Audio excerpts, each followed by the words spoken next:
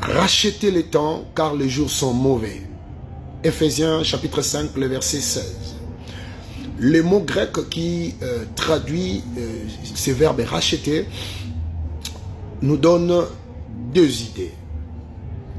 La première, c'est que c'est le paiement d'un prix pour quelque chose pour la soustraire au pouvoir d'un autre. Est-ce que vous avez compris? C'est-à-dire que payer le prix pour quelque chose afin de soustraire cette chose-là au pouvoir d'un autre. C'est-à-dire que si vous soustrayez cette chose au pouvoir d'un autre, ça devient sous votre pouvoir, sous votre contrôle. C'est vous maintenant qui contrôlez la chose. Et deux fois l'apôtre Paul a cité ces mots, exagorazo, dans Ephésiens chapitre 5, le verset 16, et aussi dans Colossiens chapitre 4, le verset 5. Il associe toujours au temps. J'aimerais dire à quelqu'un, ton temps est sous le pouvoir de qui ou de quoi? Qu'est-ce qui contrôle ton temps? Qui a pouvoir sur ton temps? Qui règne sur ton temps? Qu'est-ce qui règne sur ton temps? C'est peut-être les réseaux sociaux. Tu n'arrives même pas à faire ce qu'il convient de faire. Tu n'arrives même pas à faire ce qu'il te faut. Tu vois, tu procrastines les choses. Parce que tu ne contrôles pas ton temps. Ce que tu pourrais faire aujourd'hui, tu les repousses à demain. Pourquoi? Parce que ton temps est contrôlé par autre chose. Et ce sont des choses qui ne te procurent rien. Ce sont des choses qui ne te payent rien. Ce sont des choses que simplement le diable a mis autour de toi pour te distraire. Ne vois-tu pas que tu es distrait? Écoutez, bien-aimés.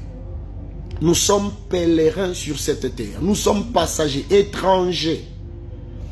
Cette terre ne nous appartient pas. La Bible dit que notre Père, nos pères, ils ont salué certaines promesses de Dieu. La Bible nous parle même d'Abraham. La Bible dit Dieu lui a donné une terre.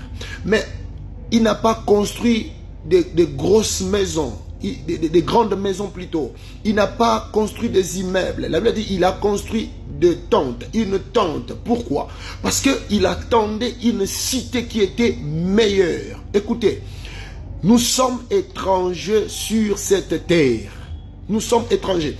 Si Dieu te laisse encore là, c'est parce qu'il y a quelque chose que tu dois accomplir.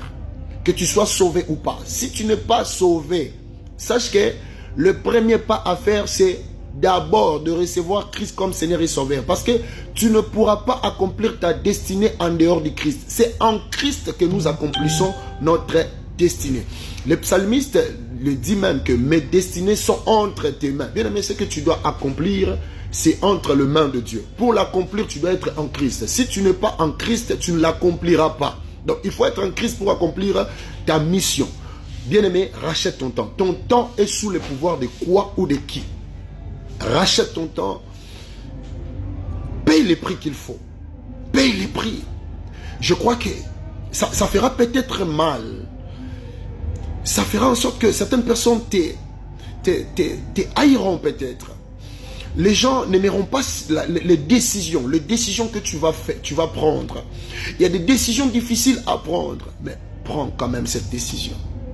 Prends quand même cette décision, afin que ton temps soit maintenant sous ton pouvoir. Discipline-toi par rapport aux réseaux sociaux, discipline-toi par rapport à ton téléphone, discipline-toi par rapport à certains loisirs qui sont autour de toi, discipline-toi par rapport à tes rencontres avec les amis. Ah oui, et certaines personnes qui sont distraites par leur entourage, Il y en a d'autres même, le travail que tu fais là, toi-même tu sais, ça ne te laisse aucun temps pour Dieu, aucun temps. Aucun temps. Même quand tu cherches à créer un peu de temps pour être avec Dieu, tu n'arrives pas parce que d'ailleurs ça te prend toute l'énergie. Quand tu rentres, tu es totalement fatigué. Je ne dis pas que tu ne dois pas travailler, mais il faut faire la part des choses. Ton temps ne doit pas être contrôlé par l'ennemi. Je prie que Dieu te délivre, que Dieu libère, que Dieu délivre ton temps. Que toute personne qui contrôler ton temps, toute chose, tout esprit qui contrôle ton temps, te libère au nom de Jésus. Que ton temps soit libéré, parce que ton temps est ce que tu as de plus précieux. La deuxième idée par rapport à par rapport à ces verbes, au verbe racheter, c'est quoi? C'est que tu dois user sagement de toute opportunité de faire le bien. User sagement de toute opportunité de faire les biens. Saisis les opportunités. C'est aussi ça, racheter le temps. Saisis les opportunités. Quand une opportunité se présente devant toi pour faire quelque chose de bien, saisis cette opportunité. Une opportunité pour travailler, saisis les opportunités. Utilise en bien ton temps. Utilise bien ton temps et tu verras, tu t'épanouiras. Et le Seigneur sera content. Tu n'es pas venu sur cette terre comme touriste. Tu n'es pas venu en tourisme sur cette terre. Tu es venu parce que tu as une mission. Que personne ne méprise ta vie. Tu as une mission. Je prie que Dieu ouvre les yeux de ton cœur. Que le Saint-Esprit t'éclaire afin que tu sois capable de voir les opportunités qui sont autour de toi. Qu'il te donne à être souple, à saisir ces opportunités, à être apte. Que tu te retrouves au bon lieu et au bon moment afin de saisir ces opportunités. Que le Dieu des cieux te bénisse et que le Seigneur Jésus-Christ te bénisse au nom de Jésus. Amen.